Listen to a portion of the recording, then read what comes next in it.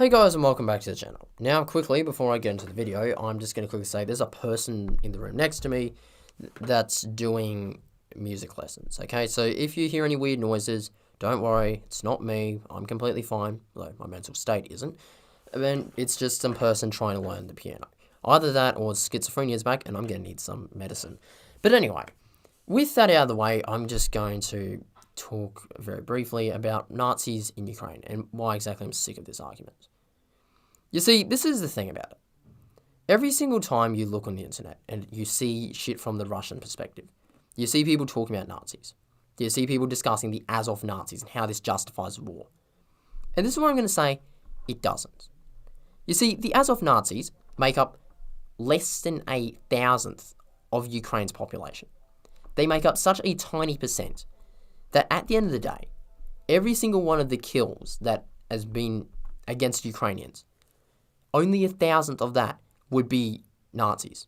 And this is the big thing, okay? This is the very, very big thing that a lot of people tend to ignore. Let's say the Russian narrative is true. 300,000 Ukrainians have died, right?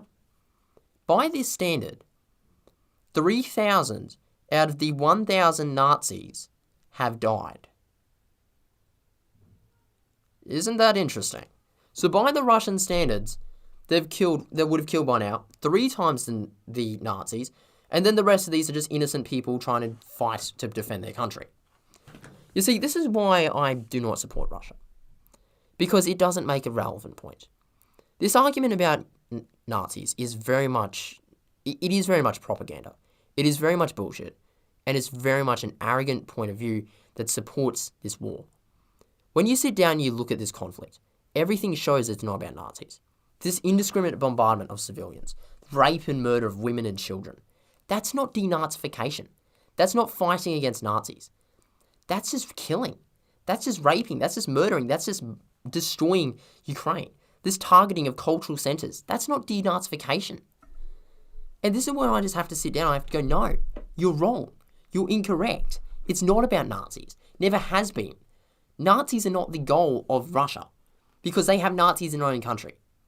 And if you're going to justify them in Russia, why does Russia get a morality boost?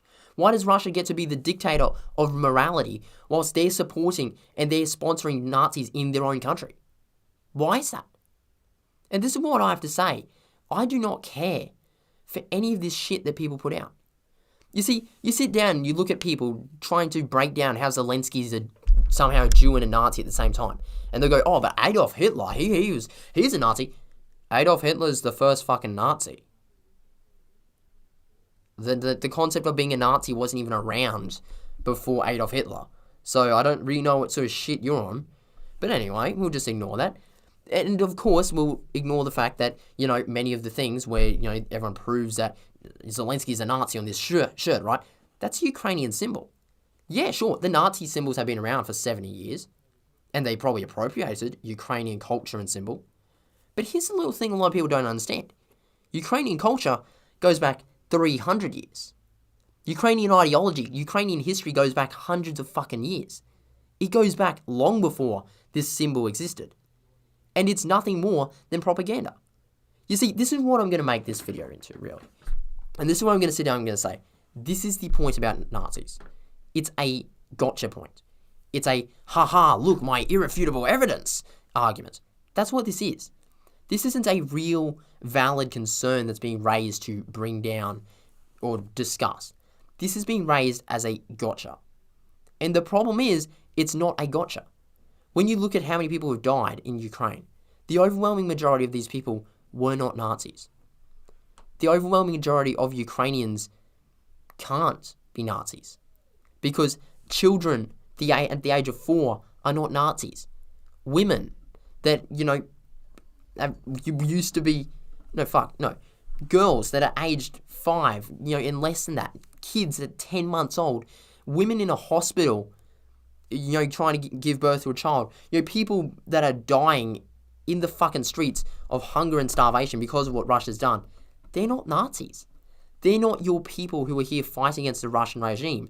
And this is what I want to make clear. So many of these people are here fighting against Russia's invasion. They're fighting for their own people. They're fighting for their freedoms, for their culture. Because that's what Russia's trying to destroy. That's what Russia's dismantling bit by bit in this fucking war that's unfolding. And this is where I'm going to bring up another big point. These arguments are not valid. They never were. And at the end of the day, this is what I just want to make clear. The gotcha points aren't even good.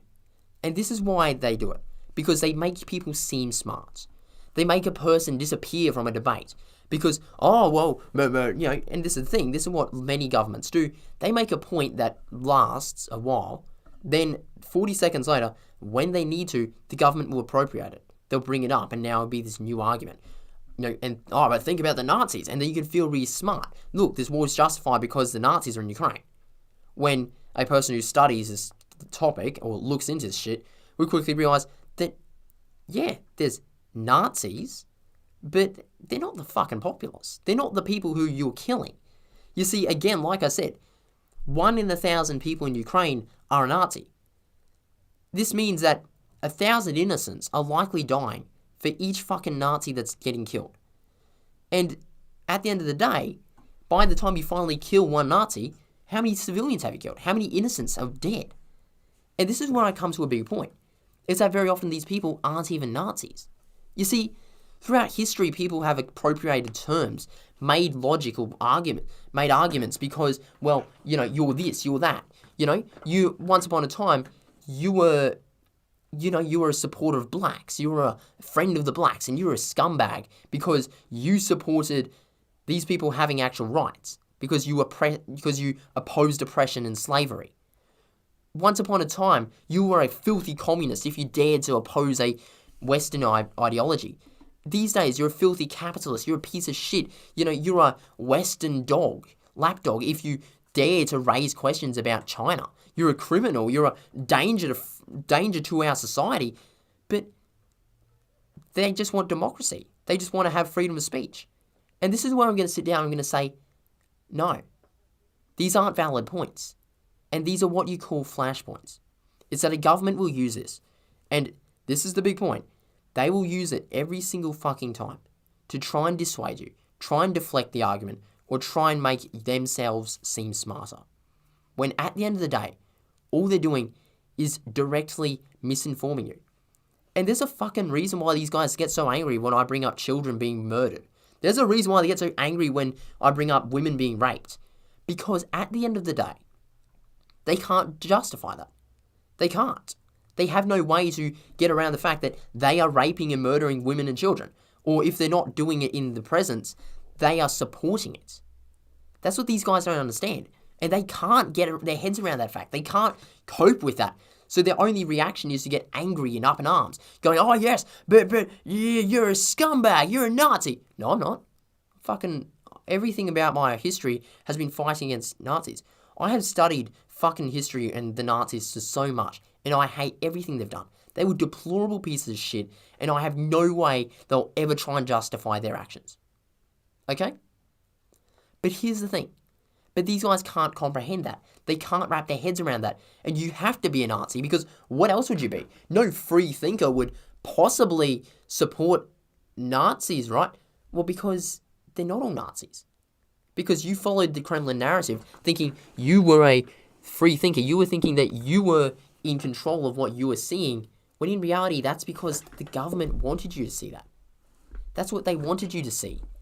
But they want you to think that you didn't see that. That's what they want you to fucking think. And this is why I get so sick of this shit. It's because people can't look at this perspective. They can't look from an independent perspective and go, hey, what actually happened here? Let's look at both sides of the debate. They'll look at it from the pro-Russian narrative, ignoring the fact that there's a whole fucking side there. That Ukraine's history goes back hundreds of years. And that Ukraine and Russia have always been fighting. Ukraine's been fighting for freedom and its recognition of its rights. Russia's been fighting to destroy Ukraine. And that's where I'm going to sit down and end this video. I hope you guys enjoyed. And if you are still watching this video, because it's at 10 minutes, I've been rambling on, please leave a like and subscribe. It really does help the channel, and I greatly appreciate the support and any help that I get. I want to kind of get this channel to over 50 subscribers by the end of the year, but so far, we're doing really well, so I'm hoping maybe I can get to 60 or 70. And I mean, If I could get it to 100, I'd be very, very happy. But yeah, that's it for now. Hope you enjoyed. Once more, please leave a like and subscribe.